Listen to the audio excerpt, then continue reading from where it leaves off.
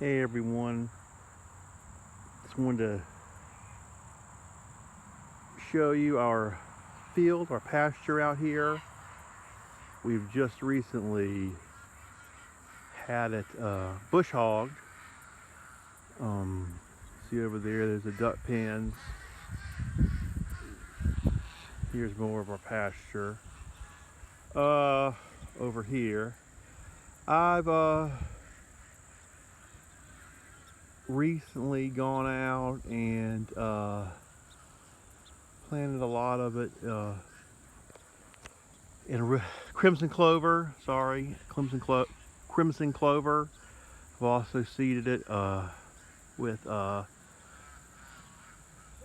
wheat and oats back weeks ago now. Some of it's starting to come up a little.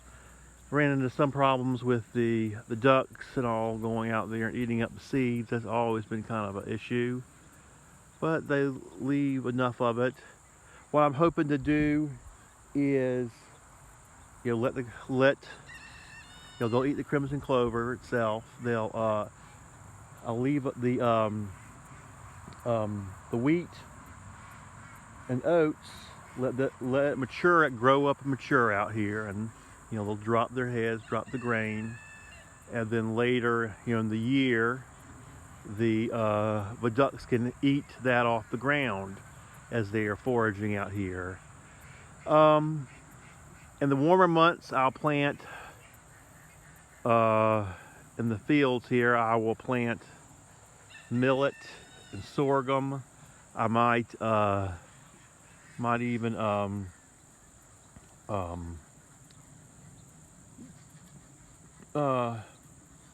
till up part of it. But I found that as the summer months go on, the wheat and oats mature, and I can and where it dies and whatnot, or where it's thick, I can overseed the sorghum and millet, and it will grow up through it. That works. That has worked well. But back then, I was mainly doing that when I was gardening this big section right here, a few acres, and I was gardening that and using rye and oats and crimson clover as cover crops for the winter, and then when I was cleaning out beds in the summer, I would reseed those beds with sorghum, millet, and sun hemp. They'll eat the seeds of this stuff, and so that helps to give them some grain out here that they can feed on, along with the other things that grow, the weeds and whatnot that they can eat in the field, and also the crickets and other things that are out here. You can hear the crickets right now, and they'll eat the bugs, the insects, and the crickets. And the more you keep the field healthy and have diversity out in it, you'll have more insects and things for the ducks and the geese to eat. Well, mainly the ducks. Well, that's just a little update, and just to show you. And I will post it later on in the spring, an update, and we'll see how stuff's going. You can already see the crimson clover's coming up. There's been crimson clover out here for years. That still just naturally reseeds itself from when I was gardening.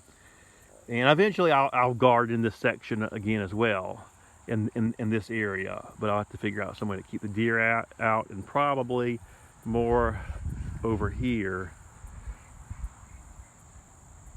I haven't decided which area is going to be the garden area and which area is strictly going to be pasture for the ducks. This is a little far out. Ducks don't want to go this far out into the exposed. They also don't like being out in direct sunlight too much. They just don't like getting too hot. And that's one problem with this field. It may be too far out in the open. I could build sheds, portable sheds out here, but you know, it may just be easier to keep the ducks in this area because it's closer to their sheds. It's closer to this area where they've got shade. I've planted bushes over here. I've got some mulberry trees planted and things that they can provide food for them. But problem is, this is the best area for a garden. It's got the best soil. It's got it's closest to the water. I've got a well I run water out from it. So just got to figure this out. Right now the garden's not working because of the deer. So we'll work all this out. I'll keep you posted. I'll show you in a few months what my success, or if I have any success, on the oats and the wheat and the clover, and what the garden it will look like. You know, really, it'll be really slow. I've done this enough to know things will be really slow. It'll go dormant after the new year. Come January, you'll start to see some growth, and then stuff like the wheat, oats, and all, and even the crimson clover will really explode come February and March. Especially, it will start to explode February. You'll see all this growth, and a lot of that stuff will be wrapped up by May.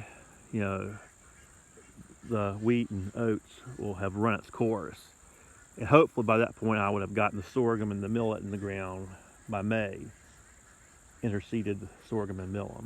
But I'll show you come spring what this is looking like and how well, if it's succeeded, and see if the ducks and all. And well, the ducks still at that point, well, they'll have the crimson clover to eat, but they won't have any grain until probably May or June from this. But just to keep you posted, I'll keep you posted.